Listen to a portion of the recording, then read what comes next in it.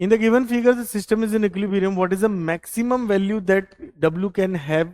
Friction force of 40 Newton, block can not exceed 12 Newton. तो इस question में दिया है, ये एक फिगर दी हुई है आपको. सिस्टम इज इन इक्विलिब्रियम में नेट फोर्स 0 है. What is the maximum value of the W? इसकी मैक्सिमम वैल्यू क्या रखें?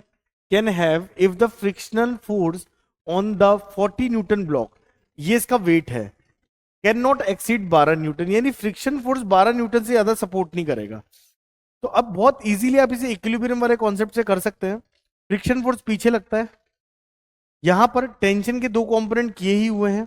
तो आप क्या देखते हैं, टी का ये component T cos theta friction force से बैलेंस हो जाना चाहिए. T cos theta must be equal to friction force. T cos theta की वैल्यू होती है √3/2 और फ्रिक्शन फोर्स मैक्सिमम 12 न्यूटन है, उससे ज्यादा देगा नहीं. तो टी की वैल्यू आ जाएगी 24/√3. अब अगर इसकी बात करें तो यहां पर एफबीडी वर्टिकल डायरेक्शन में लगाएं तो ऊपर की डायरेक्शन में एक फोर्स लग रहा है आपका कितना, टी साइन थीटा.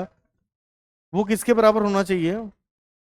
W के बराबर. टी की वैल्यू आप निकाल चुके हैं 24/√3 और साइन 30 1/2 हो जाएगा. तो यहां पर W आ जाएगा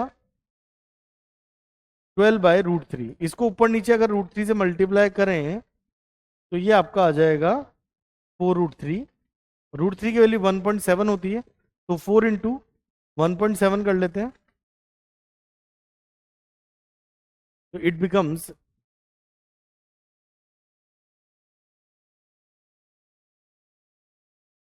6.88 के अप्रॉक्स, यानी कि आंसर आएगा 6.92. This is the value of W that can withstand with this equilibrium situation.